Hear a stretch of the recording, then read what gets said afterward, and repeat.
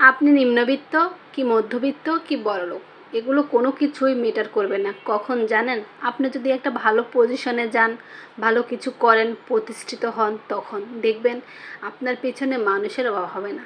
যদি আপনি কিছু না করতে পারেন, অনেক বড় শিক্ষিত বা অশিক্ষিত, কিছু না করতে পারলে কেউই আপনাকে দাম দিবে না, আপনার পাশেও থাকবে না।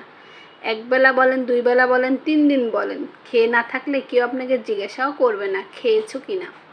কিন্তু ভাই, যদি আপনি একটা ভালো পজিশনে যান, তখন আপনার পিছে দেখবেন অহরহ মানুষ। তখন আপনি দেখবেন আপনি শিক্ষিত কি অশিক্ষিত, আপনার পজিশনটাই দেখবে, আপনার প্রতিষ্ঠিত কতটুকু, আপনার দাম কতটুকু, সে তার পিছনে ঘুরবে। ভাবছেন আপনার পিছে ঘুরবে না, সে কিছু আশা, কিছু পাওয়ার লোভেই ঘুরবে। এই পৃথিবীটা এমনই হয়ে গেছে, স্বার্থ স্বার্থ ছাড়া এই পৃথিবীতে কেউ কারো নয়। তো এই তো কথাগুলো বললাম, কেননা এই যে এই সমাজে কিছু কিছু মানুষ আছে, এই যে আমরা মিষ্টি মেঘলা আপুর কথাই বলি না, সে গরিব নিম্নবিত্ত, তার কিছুই ছিল না, সে এখন একটা পেজ খুলে ভাইরাল হয়েছে।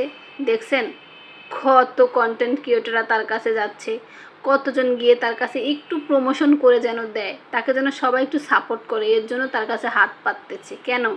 সে এখন ভাইরাল হয়েছে তাই। সে গরিব তা ম্যাটার করে না, কিন্তু এক সময় সে না খেয়ে আছিল, এখনও আছে হয়তো, এখনও সে সফলতা পায় নাই, তারপরও দেখেন তার পিছে মানুষের অভাব নেই। কি বুঝলেন? এই পৃথিবীতে গরিব বড়লোক ম্যাটার করে না, ম্যাটার করে এটাই ভেবেই যে সে কতটুকু প্রতিষ্ঠিত। ভাইরাল মিষ্টি আপা, মেঘলা, মিষ্টি মেঘলা আপা, সে এখন ভাইরাল হয়ে গিয়েছে, তার এখন কদরও বেড়ে গিয়েছে। গ্রামের সবাই এসে বলবে, আপু আমার পেজটা একটু প্রমোশনাল করে দেন, যাতে আমাকে সবাই লাইক সাপোর্ট করে। কি বুঝলেন? এই দুনিয়াটা এমনই, মানুষ খুঁজে শুধু তার স্বার্থের জন্য, কি পাওয়া যাবে তার কাছে। ভালোবাসার জন্য আপনার পিছে পিছে ঘুরবে না, আপনার কাছে থেকে কিছু পাবে সে আশায় ঘুরবে। ভুল ত্রুটি হলে ক্ষমা করে দিবেন। ভালো থাকবেন।